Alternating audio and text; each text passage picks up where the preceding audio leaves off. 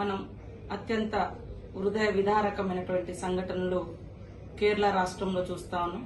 అదేవిధంగా వైనాడ్ పరిధిలో కూడా పెద్ద ఎత్తున కాఫీ తోటలలో పనిచేసే వాళ్ళు గాని, అక్కడ జీవిస్తున్నటువంటి వాళ్ళు గాని మరి కొండ చర్యలు విరిగిపడి చనిపోవడంతో పాటు వరద విభోత్సానికి కూడా సర్వస్వం కోల్పోయినటువంటి కేరళ వరద బాధితుల సమస్య వారి సమస్యగా కాదు, మనందరి బాధగా మనమందరం చూస్తున్నటువంటి హృదయ విదారకమైనటువంటి సంఘటనను మనమందరం అర్థం చేసుకొని వారికి మానసిక స్థైర్యాన్ని ధైర్యాన్ని ఇస్తూ ఆర్థికంగా అదేవిధంగా వారి నిత్యావసర వస్తువులను కూడా అందించి వారి కష్టకాలం నుంచి గట్టెక్కడానికి తోడ్పాటును అందించాల్సిన అవసరం ఉందని తెలియజేస్తూ మనమందరం కేరళ ప్రజలకు అదేవిధంగా ముఖ్యంగా వైనాడు ప్రజలకు మరి అండగా ఉందాం, ఆదుకుందాం, చేయూతనిద్దామని తెలియజేస్తా ఉన్నాం.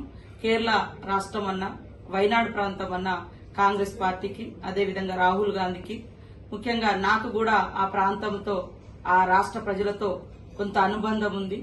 వారు ఎక్కువగా ఇష్టపడతా ఉంటారు మా యొక్క కార్యక్రమాలు గాని మా యొక్క ప్రోగ్రామ్స్ గాని.